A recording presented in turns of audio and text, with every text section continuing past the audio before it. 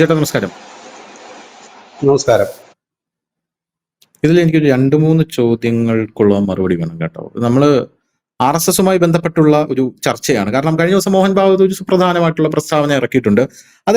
എപ്പോഴും അദ്ദേഹം പറയുന്ന കാര്യങ്ങൾ തന്നെയാണ്. പക്ഷെ കഴിഞ്ഞ ദിവസം അദ്ദേഹം പറഞ്ഞ ആ ഒരു കാര്യങ്ങൾ കുറച്ചുകൂടെ നമ്മളെ ചിന്തിപ്പിക്കുന്നതാണ്. കാരണം എപ്പോഴും അദ്ദേഹം പറയുന്ന ഒരു കാര്യം, ഭാരതം ഒരു ഹിന്ദു രാഷ്ട്രമാണ് എന്നാണ് പറയുന്നത്. സ്വാഭാവികമായിട്ടും ഇത് RSSകാരെല്ലാം എല്ലാ വേദികളിലും ആവർത്തിക്കുന്ന ഒരു കാര്യമാണ്. ഹിന്ദു രാഷ്ട്രം ഇൻ ദ സെൻസ് ഇവർ ഉദ്ദേശിക്കുന്നത് ഭരണഘടനാപരമായിട്ടോ അല്ലെങ്കിൽ ഭരണഘടനയിലോ അത് തിരുത്തി ഹിന്ദു രാഷ്ട്രമാക്കുമെന്നല്ല ഉദ്ദേശിക്കുന്നത്.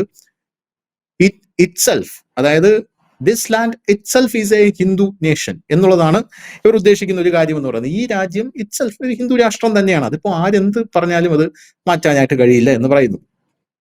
പുള്ളി പിന്നെ വേറെ കാര്യങ്ങൾ പറയുന്നത്, ഈ രാജ്യത്തിന്റെ ഉത്തരവാദിത്തം ഹിന്ദുക്കൾക്കാണെന്ന് പറയുന്നു. ഈ ഹിന്ദു എന്ന വാക്ക് കേൾക്കുമ്പോൾ 100 കോടി ഹിന്ദുക്കൾക്കാണല്ലോ ഈ രാജ്യത്തിന്റെ ഉത്തരവാദിത്തം എന്ന് ഇത് പറഞ്ഞ് വർഗീയവൽക്കരിക്കുന്ന ആൾക്കാരോട് ഹിന്ദുക്കൾ എന്ന് പുള്ളി ഉദ്ദേശിക്കുന്നത്, പുള്ളി അടുത്ത വരിയിൽ പറയുന്നുണ്ട്, ബ്രിട്ടീഷുകാരല്ല നമുക്ക് രാജ്യം തന്നത്, നമ്മൾ പുരാതനമായിട്ടുള്ള ഒരു രാഷ്ട്രമാണ്, നമുക്കൊരു അടിസ്ഥാന സംസ്കാരമുണ്ട്, ആ സംസ്കാരത്തിന്റെ കീഴിൽ ജീവിക്കുന്ന ആൾക്കാരെല്ലാം ഹിന്ദുക്കളാണ്.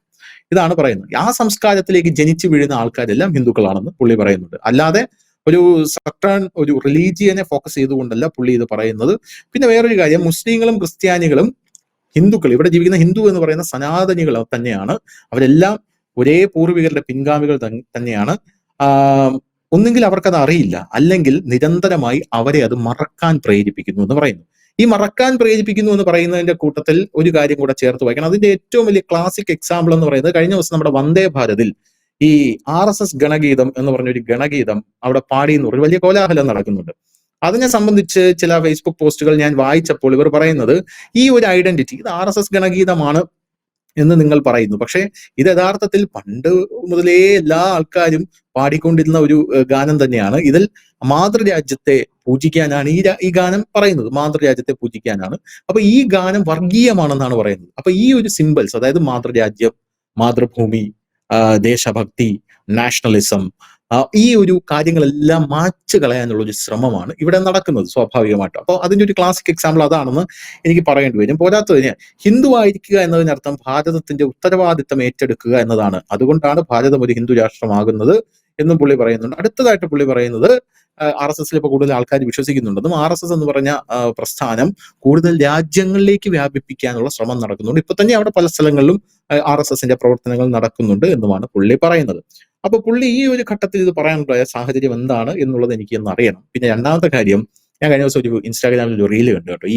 നമ്മുടെ ഈ പാലക്കാട് നിന്നും ഒരു പ്രമുഖ BJP നേതാവ് ഇപ്പൊ കോൺഗ്രസിലേക്ക് പോയല്ലോ.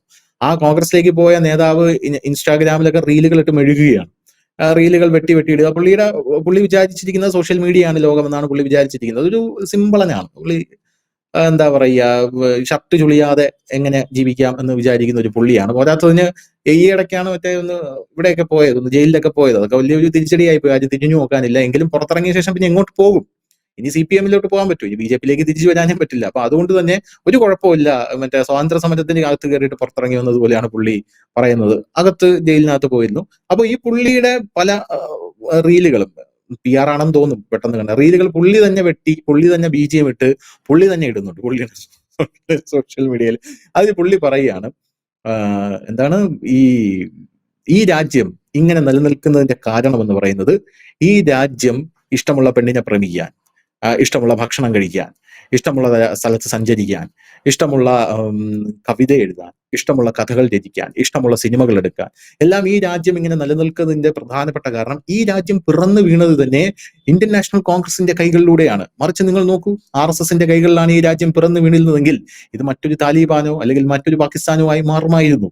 ഇതൊരു ഹിന്ദു രാഷ്ട്രമാവുകയായിരുന്നു. നമ്മുടെ ചർച്ച പോലും ഇപ്പോൾ നടക്കില്ല. കാരണം നമ്മുടെ എല്ലാം തലകൾ അവർ ഇറക്കും എന്നാണ് പുള്ളിക്കാരൻ പറയുന്നത്. ഇന്ത്യൻ നാഷണൽ കോൺഗ്രസിന്റെ കയ്യിൽ നിന്ന് പിറന്നു വീണത് കൊണ്ടാണ് ഇതിങ്ങനെ സംഭവിച്ചത്. വയറ്റിപ്പഴപ്പിന് വേണ്ടി പറയുന്നതാണ്, അത് വേറെ കാര്യം. അപ്പൊ ഇത് എന്താണ് ഇതിന്റെ വസ്തുത? ഇതിന്റെ ഒരു സത്യാവസ്ഥ കൂടെ എനിക്കറിയണം. ഒന്നാമത്തേത്, നമുക്ക് ഗണഗീതത്തിൽ രണ്ടുപേര് പറഞ്ഞു പോവാം. ഇന്നലെ അത് വലിയ വിവാദമായിരിക്കുന്നു. അപ്പൊ തന്നെ ഇന്നലെ ദേശീയ തലത്തിൽ വലിയൊരു ചർച്ച നടന്നിരുന്നു. എത്ര പേരത് കണ്ടു എന്നറിയും. നമ്മുടെ പ്രധാനമന്ത്രി ശ്രീ നരേന്ദ്രമോദി നമ്മുടെ ഈ വന്ദേ മാതരത്തിന്റെ 150ാം വാർഷികമായി ബന്ധപ്പെട്ട് അദ്ദേഹം നടത്തിയ പ്രസ്താവന അദ്ദേഹം പറയുന്നു, വന്ദേ മാതരത്തെ വികലമാക്കി ഇതിനകത്ത് മുസ്ലിം പ്രീണനം കൊണ്ട് പ്രധാനപ്പെട്ട 6 വരികൾ വെട്ടിമാറ്റുകയായിരുന്നു. അതായത് വന്ദേ മാതരം ഹറാമാണ് എന്നാണ് ഇപ്പോഴും ഒരു വിഭാഗം മുസ്ലിങ്ങൾ കരുതുന്നത്. ഒരു വിഭാഗമല്ല, വലിയ വിഭാഗം മുസ്ലിങ്ങൾ കരുതും. അവരുടെ പ്രതിഷേധത്തെ തുടർന്ന് 150 വർഷം മുമ്പ് ഉണ്ടായിരുന്ന ആ വന്ദേ ഭാരതിൽ ആ വരികൾ നീക്കം ചെയ്തു. അന്നേ തുടങ്ങിയതാണ് ഇവർ ഈ പണി. അല്ലാതെ ഇന്നലത്തെ ഗണഗീതം കേട്ടപ്പോൾ തുടങ്ങിയ ചൊറിച്ചിലല്ല.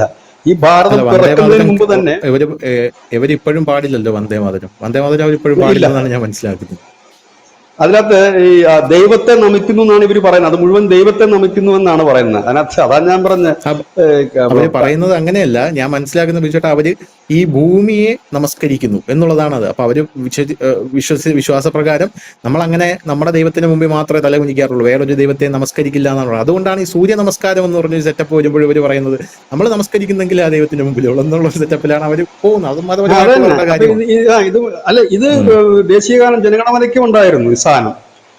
അപ്പൊ ജനഗണമനയ്ക്ക് ഇവർ മാത്രമല്ല, സിഖ് കമ്മ്യൂണിറ്റിയും പ്രശ്നം ഉണ്ടാക്കിയിരുന്നു. അവരും ഇതിനകത്തൊക്കെ ഉണ്ടാക്കി. അപ്പൊ അതിനകത്ത് എല്ലാവരും കൂടെ തൃപ്തിപ്പെടുത്തുന്ന ഒരു രീതിയിൽ. പക്ഷെ ഇത് അങ്ങനെയല്ല, ഇതിനകത്ത് വരികൾ വെട്ടിമാറ്റുകയായിരുന്നു, അതിനകത്ത് പ്രധാനപ്പെട്ട വരികൾ. അപ്പൊ എന്താ സംഭവം എന്ന് വെച്ച് കഴിഞ്ഞാൽ, ഇവർക്ക് ഇതിന്റെ അർത്ഥം അറിയാൻ പാടില്ല എന്നിട്ടല്ല ഈ പ്രശ്നം ഉണ്ടാക്കുന്നവർക്ക്, ഇവർക്ക് നന്നായിട്ട് അറിയാം. പക്ഷെ അതിനകത്തൊരു കുത്തിത്തിരിപ്പ് ഉണ്ടാക്കുക. അന്ന് ഇവിടുത്തെ ഒരു ന്യൂനപക്ഷത്തെ സുഖിപ്പിക്കാൻ വേണ്ടി വന്ദേ മാതരത്തിന്റെ വരികൾ വെട്ടിമാറ്റിയവരെ. എനിക്ക് തോന്നുന്നു ഇന്ന് ഈ രാജ്യത്ത് വന്ദേ മാതരം ആലപിച്ചുകൊണ്ട് യോഗം തുടങ്ങുന്ന ഒരേ ഒരു സംഘടന BJP ആണ്. മുമ്പ് കോൺഗ്രസ്സുകാർ ചെയ്തിരുന്നു. സ്വാതന്ത്ര്യം കിട്ടുന്നതിനൊക്കെ മുമ്പ്, സ്വാതന്ത്ര്യം കിട്ടിക്കഴിഞ്ഞ് കുറച്ചു നാളും ഒക്കെ അവരവരുടെ യോഗങ്ങളിലൊക്കെ വന്ദേ മാതരം ആലപിച്ചിരുന്നു. മുറിച്ചു മാറ്റിയ വരികൾ അവർ ആലപിച്ചിരുന്നു. പക്ഷെ പിന്നീട് ഇതൊന്നും നമ്മൾ കേൾക്കാതായി. അത് എന്തെങ്കിലും ആകട്ടെ.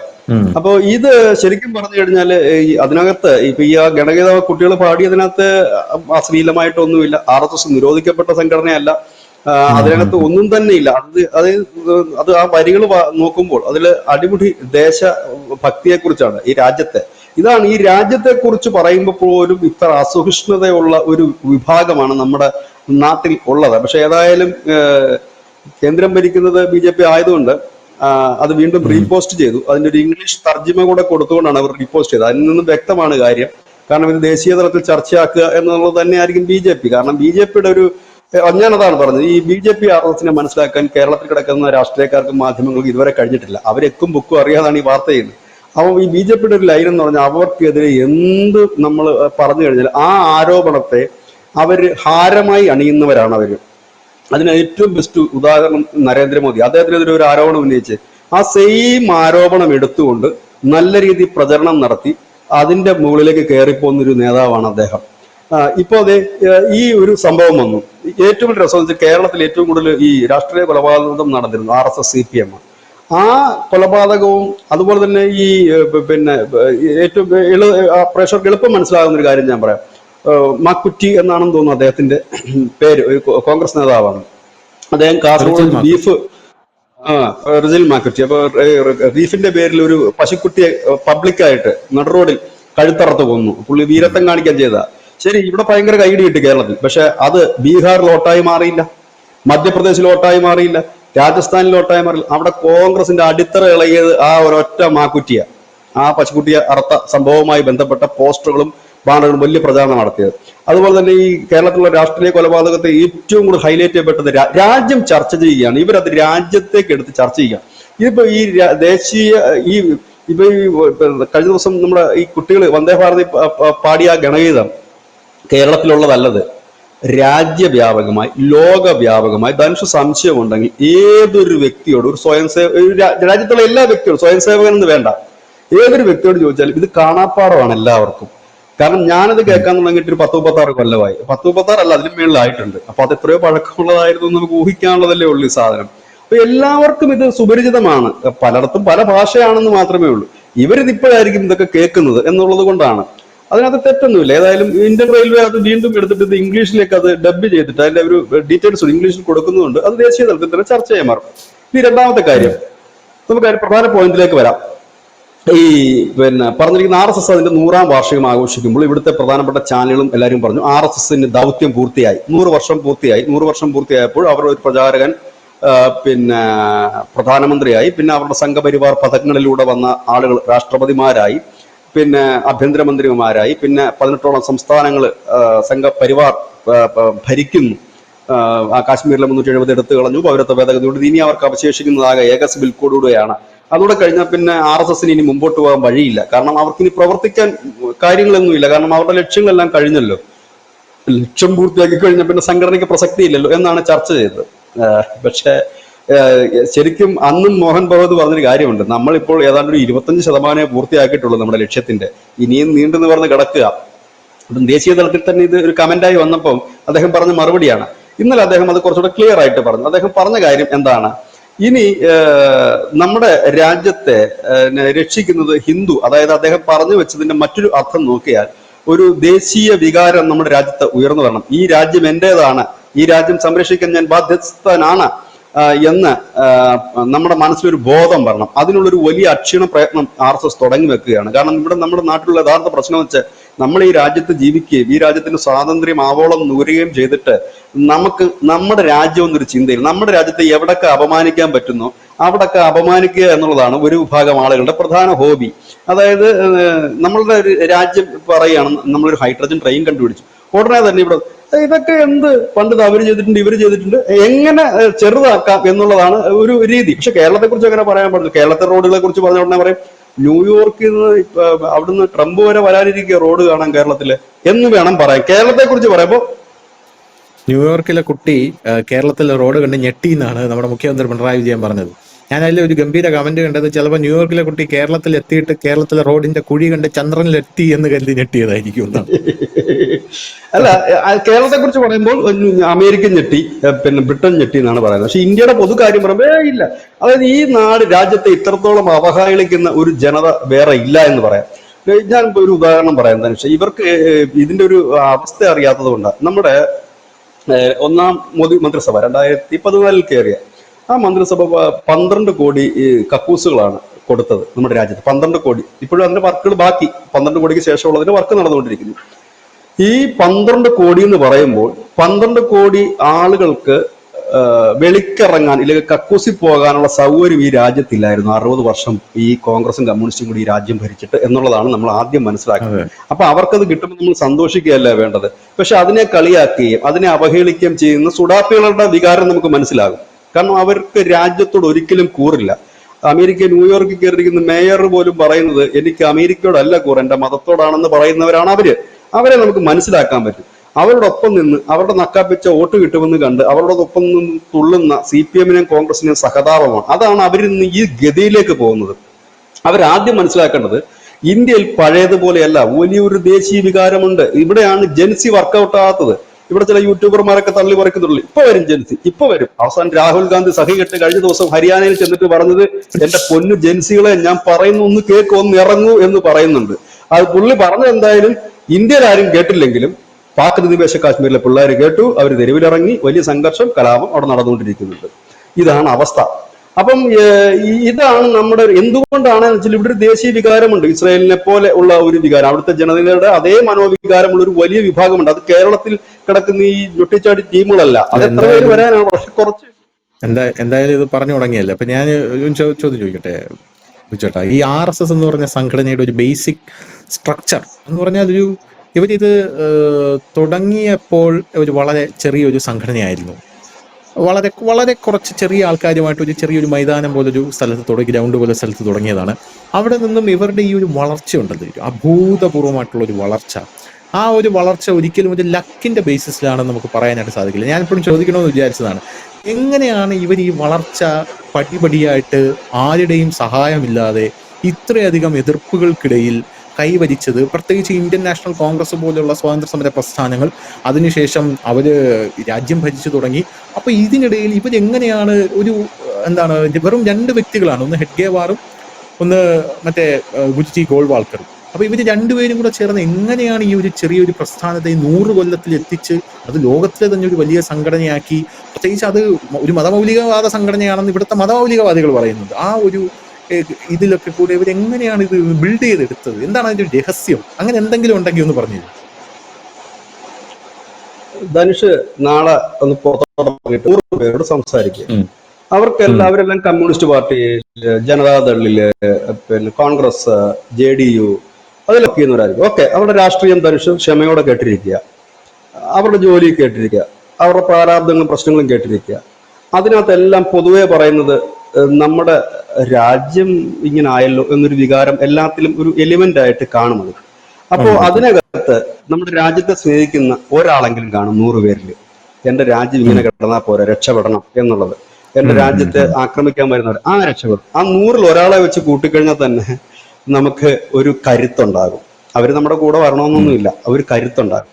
അതായത് നമ്മളുടെ ചിന്താഗതി, ഇപ്പൊ എന്റെ ചിന്താഗതി ഇല്ലെങ്കിൽ ഈ രാജ്യം എന്നുള്ളതാണ്. എനിക്ക് അവിടെ കേരളമോ തമിഴ്നാടോ ഒന്നും എന്റെ അജണ്ടയിൽ പോലും ഒരിക്കലും ഉണ്ടായിട്ടില്ല. കാരണം ഞാൻ കേരളത്തെ ഒരു രാജ്യമായിട്ടല്ല കാണും. ഈ ഇന്ത്യ മഹാരാജ്യം വളരുമ്പോൾ സ്വാഭാവികമായിട്ട് കേരളവും തമിഴ്നാടും എല്ലാം വളരും.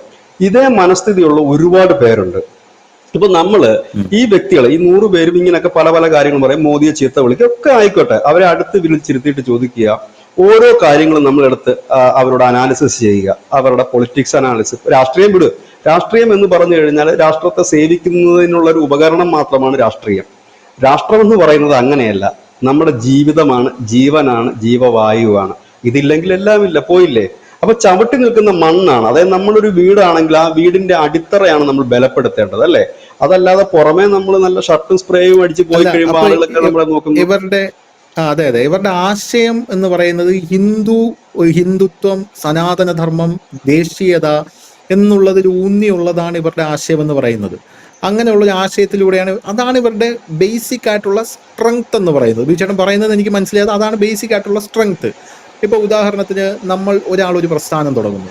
അയാൾ ആ ഒരു പ്രസ്ഥാനം തുടങ്ങിയിട്ട് ആ പ്രസ്ഥാനം വിജയിക്കുന്നത് കാണുമ്പോൾ അവൻ ആ രീതിയിൽ അത് വിജയിച്ചു, നമുക്കും അതേ ഒരു ലൈൻ പിടിക്കാം എന്ന് പറഞ്ഞ് പല ആൾക്കാരും വരുന്നത് നമുക്ക് കാണാമല്ലോ. അപ്പോൾ അങ്ങനെ RSS വിജയിച്ചതുപോലെ ഈ ഒരു ഹിന്ദുത്വവും ഹിന്ദു രാഷ്ട്രീയതയും ഈ ദേശഭക്തിയും ഒക്കെ എടുത്തുകൊണ്ട് വേറൊരു സംഘടന വേറെ ആരെങ്കിലും ഇവിടെ തുടങ്ങിക്കഴിഞ്ഞാൽ, ഇതിലും ഒരു പടി മുകളിൽ തുടങ്ങിക്കഴിഞ്ഞാൽ അതിന് RSSന് മുകളിൽ ക്ലച്ച് പിടിക്കാനായിട്ട് സാധിക്കും? അങ്ങനെയാണെങ്കിൽ ഒരിക്കലും പറ്റില്ല. കാരണം RSS പ്രൂവ് ചെയ്തൊരു സംഘടന, 100 വർഷത്തെ ഗ്യാരണ്ടി പറയാനുണ്ട്.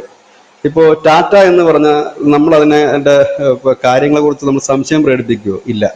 കാരണം 100 വർഷം കഴിഞ്ഞൊരു സംഘടനയുടെ അത് പരാജയം അല്ല, അത് വൻ വിജയമായിരുന്നു എന്ന് പറയുമ്പോൾ 100 വർഷം കൊണ്ട് അവർ ഉയർത്തിവിട്ട അവരുടെ ആശയം നെഞ്ചോടെ ഏറ്റിയത് ഒരു ജനതയാണ്.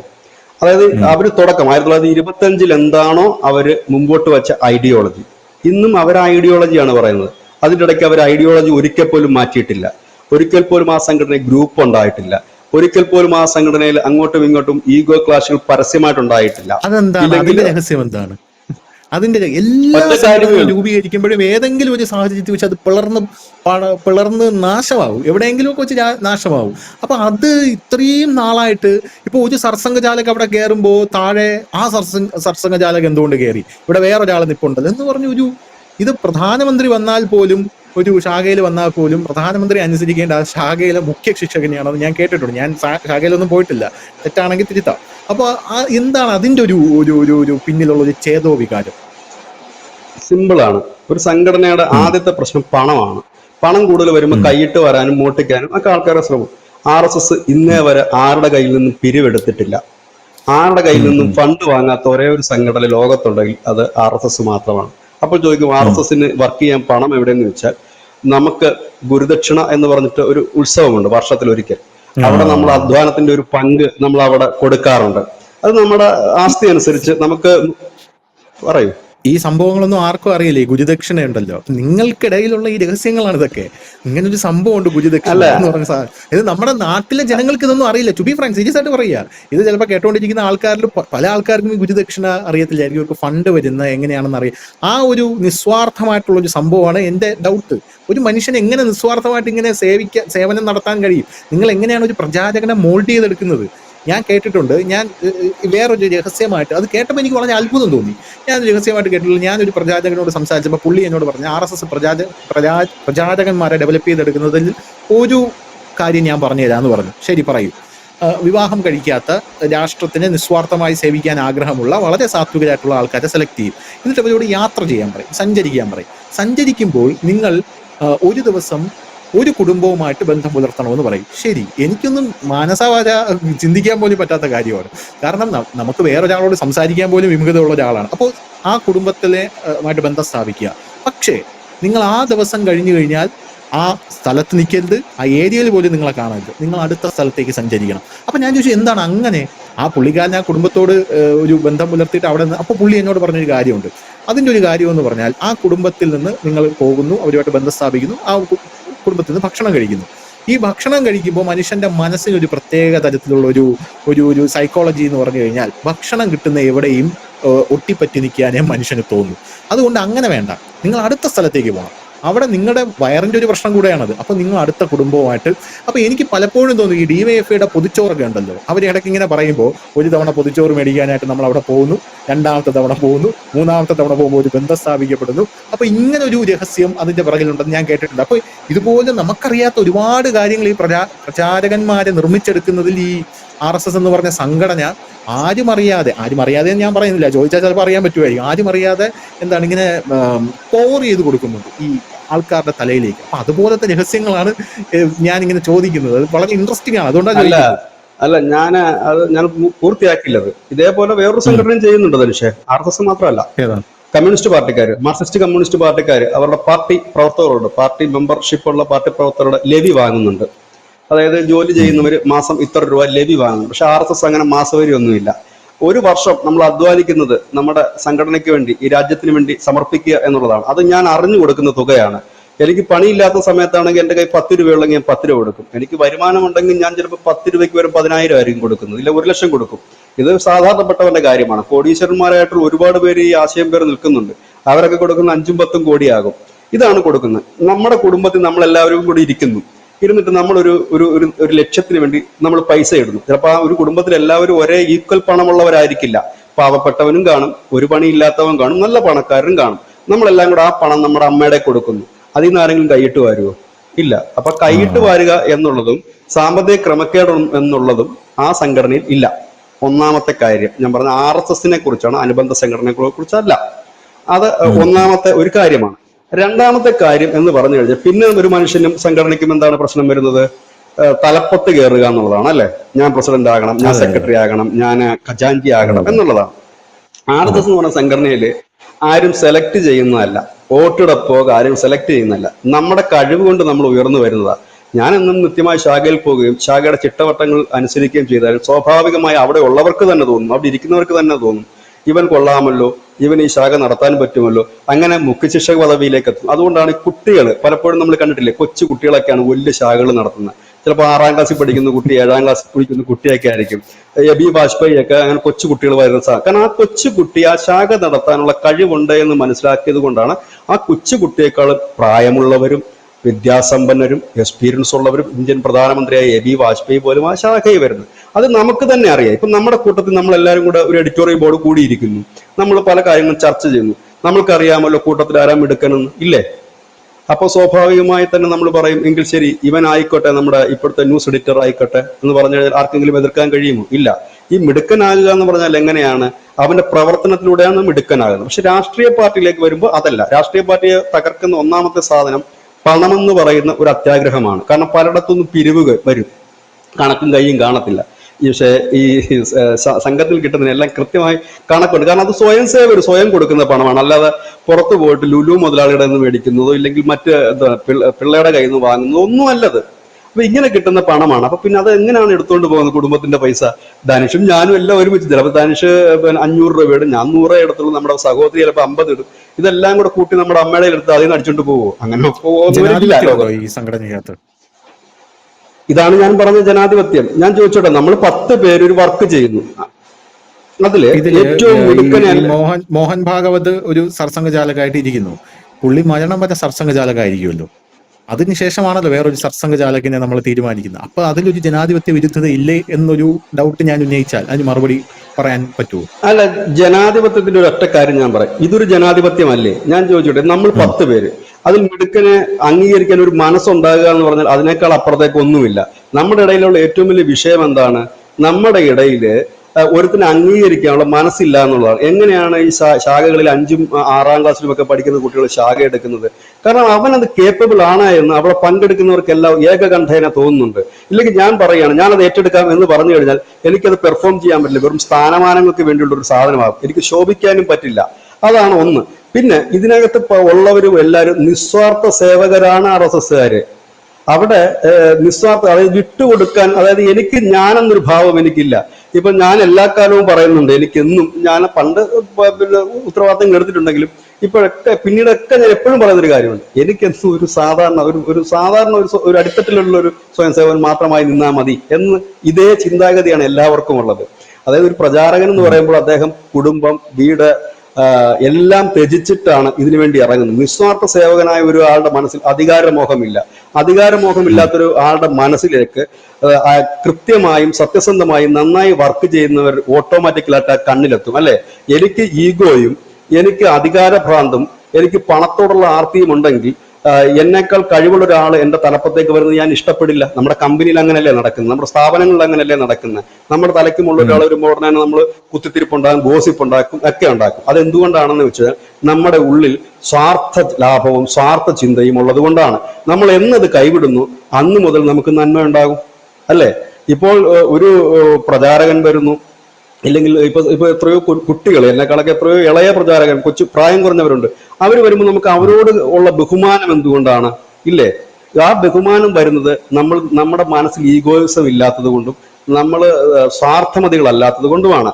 ഇതേ സാധനം നമുക്കെല്ലാം ഉണ്ട്. എവിടെ ഒരു പോലീസ് സ്റ്റേഷൻ ചെന്ന SI വരുമ്പോൾ നമ്മൾ ബഹുമാനിക്കില്ല. അതെന്തുകൊണ്ടാണ്? ഭയം കൂടി ഉള്ളത് കൊണ്ടാണ്, അല്ലേ? പക്ഷെ ഇത് ഭയമല്ല, ഉള്ളു തുറന്നാണ്. കാരണം നമ്മുടെ ആ ഒരു സംഘടനയ്ക്ക് വേണ്ടി എനിക്ക് ചെയ്യാൻ പറ്റാത്ത കാര്യമാണ് അദ്ദേഹം ചെയ്യുന്നത്.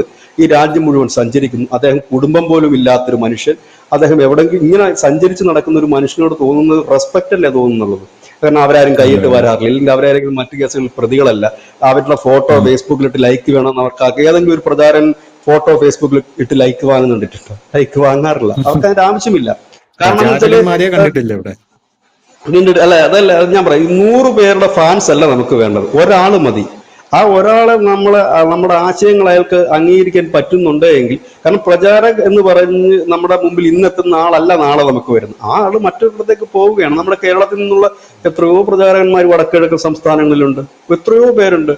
എനിക്ക് തോന്നുന്നത് വെസ്റ്റ് ബംഗാളിലെ കഴിഞ്ഞ നിയമസഭാ ഇലക്ഷൻ ഈ പാലക്കാടുള്ള ഒരു അരവിന്ദ് മേനോൻ അല്ലായിരുന്നു അതിൽ ചുക്കാൻ പിടിച്ചത്. ആ ഇലക്ഷൻ ടൈമിലാണ് അത് പുറത്തു വരുന്നത്. ചുക്കാൻ പിടിച്ചു എന്ന് പറയുമ്പോൾ അദ്ദേഹം ആ ഒരു ടീമിൽ ഉണ്ടായിരുന്ന ഒരു വ്യക്തിയാണ്. അപ്പം അങ്ങനെയുണ്ട്. ഇവിടെ ഒരുപാട് പ്രചാരകന്മാരും സുനിൽ ദത്തോത്രയെ പോലുള്ള ഒരു ഇവിടെ കേരളത്തിൽ എത്തുന്നില്ലേ? അങ്ങനെ ഒരുപാട് പേര് എത്തുന്നുണ്ട്. നമ്മളിതൊന്നും അറിയുന്നില്ല എന്നേ ഉള്ളൂ. ദേശീയ തലത്തിലുള്ള കാര്യങ്ങൾ നമ്മൾ അവരിൽ നിന്നാണ് കൂടുതൽ അറിയുന്നത്.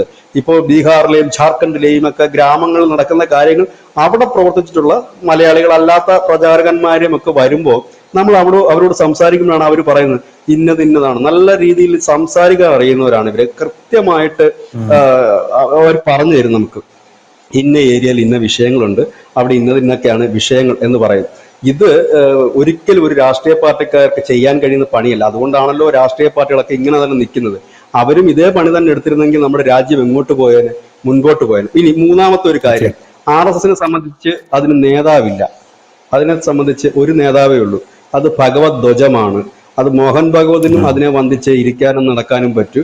വേറെ അതിന്റെ RSSന്റെ ലീഡർ എന്ന് പറയുന്നത് മോഹൻ ഭഗവത് അല്ല, അതുക്കും മേളയാണ് ഭഗവത് ധ്വജം എന്ന് പറയുന്നത്. ആ ഭഗവത് ധ്വജത്തിന് താഴെ ആ സമാജത്തിന്റെ ജോലി ചെയ്യാനായി നിയുക്തനായിരിക്കുന്ന വ്യക്തിയാണ് മോഹൻ ഭഗവത് തൊട്ട് താഴത്തെ ശാഖയിൽ വരുന്ന സ്വയം സേവകൻ വരെ.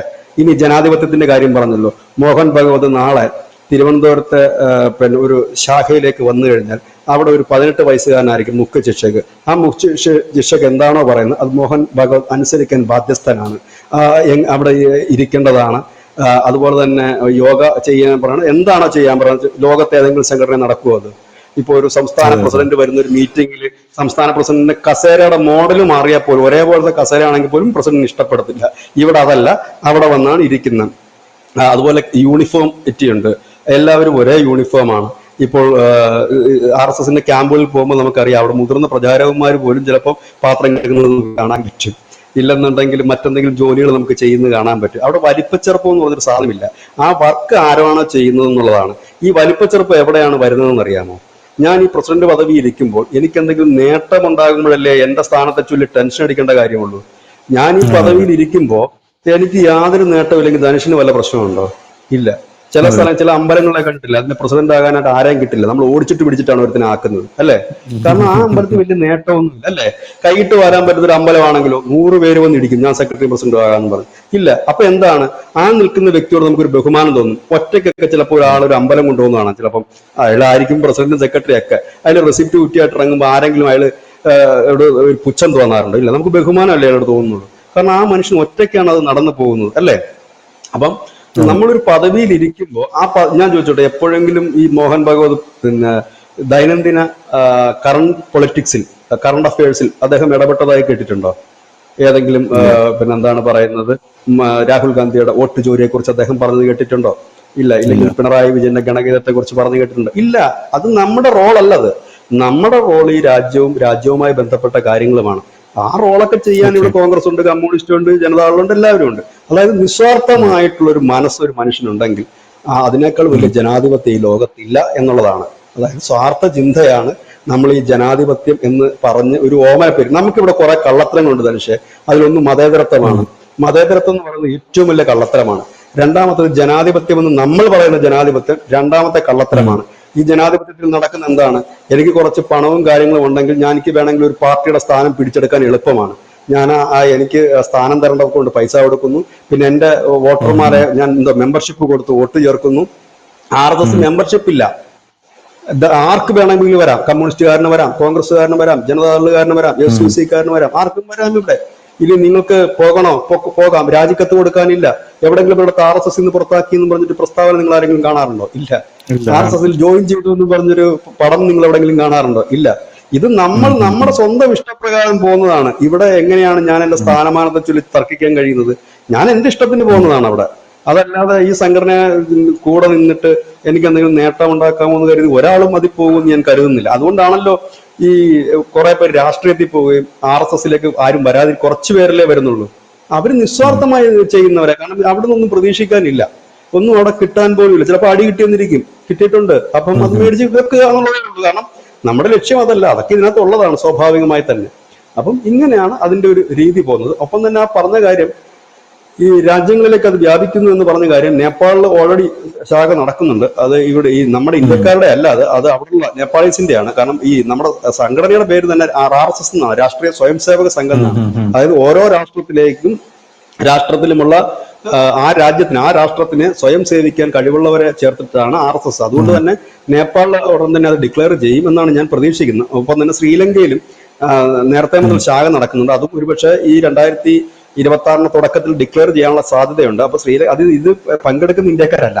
നമുക്ക് RSS-ന് സ്വാഭാവികമായി ഇന്റർനാഷണൽ തലത്തിൽ നമ്മുടെ ഇന്ത്യക്കാര് അടങ്ങുന്ന, അത് ഗൾഫിലടക്കം ഇന്ത്യക്കാരടങ്ങുന്ന സംഘടനയുണ്ട്. പക്ഷെ ഇത് ഇന്ത്യക്കാരല്ല.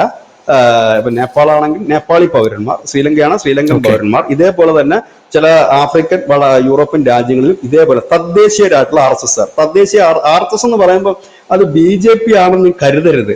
അത് രാഷ്ട്രീയ സ്വയം സേവക സംഘമാണ്. അതായത് ഒരു രാഷ്ട്രത്തെ സ്വയം സേവിക്കാൻ ഇറങ്ങി പുറപ്പെട്ടിരിക്കുന്നവരുടെ കൂട്ടം. അതിപ്പോ യൂറോപ്യൻസിന് അങ്ങനെ ചെയ്യാം, ഇറ്റലിക്കാരന് അങ്ങനെ ചെയ്യാം, പിന്നെ ഗ്രീസുകാരൻ അങ്ങനെ ചെയ്യാം, എല്ലാവർക്കും അങ്ങനെ ചെയ്യാം. അപ്പൊ അത് കൂടുതൽ ഇടങ്ങളിലേക്ക് വ്യാപിക്കുക എന്നുള്ളതാണ്. ഒരുപക്ഷെ ഡിക്ലറേഷൻ ഒരു സൂചന പുറത്തു വന്നേക്കാം. അവരാരും പത്രസമ്മേളനം നടത്തി പറയാനൊന്നും പോകുന്നില്ല. നമുക്ക് അങ്ങനെ ചെയ്യാൻ കഴിയും എന്ന് നമ്മൾ പ്രതീക്ഷിക്കുന്നു. അങ്ങനെ ആ രാജ്യങ്ങളുടെയൊക്കെ ഒരു പേരുകൾ വെച്ചിട്ട് അധികം വൈകാതെ തന്നെ നമുക്കത് ചെയ്യാൻ കഴിയുമെന്ന് ഞാൻ പ്രതീക്ഷിക്കുന്നു.